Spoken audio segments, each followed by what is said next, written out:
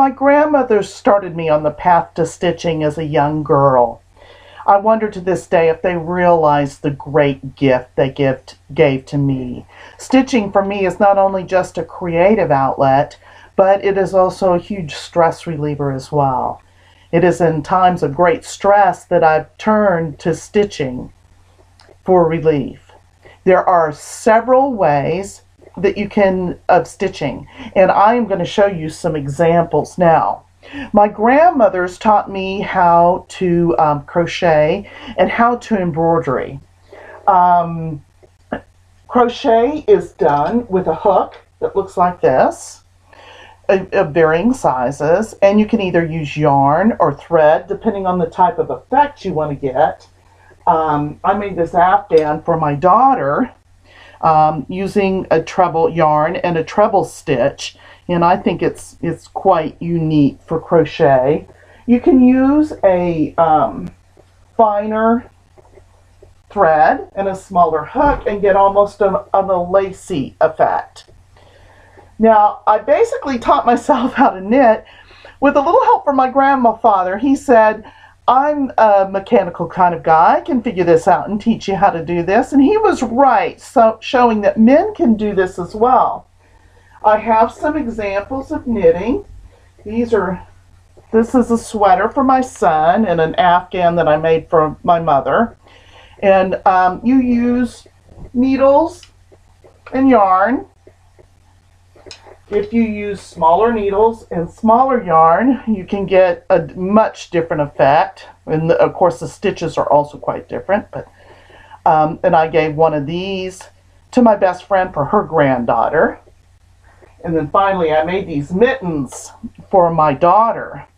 She plays the flute, so they don't have fingers in them. But when she's not playing the flute, she can cover them up so that her fingers stay warm. This, I had to have help from the local store when I lived in Houston to help me finish. This was definitely an advanced project. I learned to smock when I was pregnant with my son. I joined the local smocking guild. What those ladies could do with a sewing machine, I can only dream about. I did smock my son's christening gown. This is an example of geometric smocking.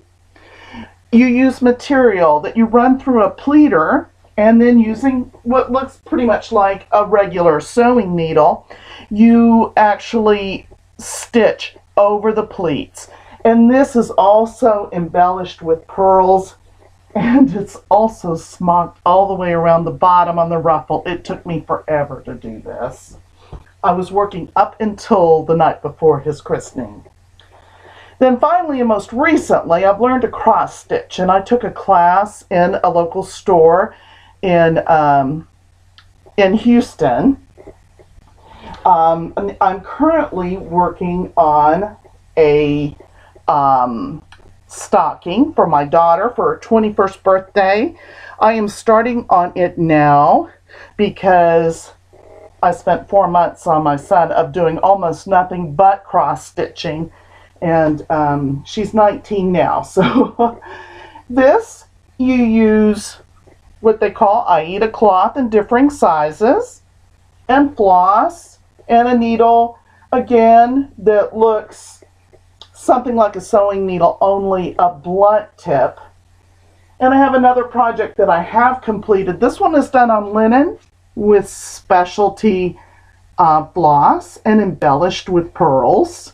And this is more of an advanced project as well. So you can see there's a myriad of ways to stitch, some of which I haven't even mentioned. I've got limited experience in tatting and hooking rugs. But as I said in the introduction, it is a great stress reliever. And what I like about it is after you're finished, you have a beautiful object that you can give away. And thus, the gift my grandmothers gave me as a young girl, I can pass along to my other friends, to my friends and family.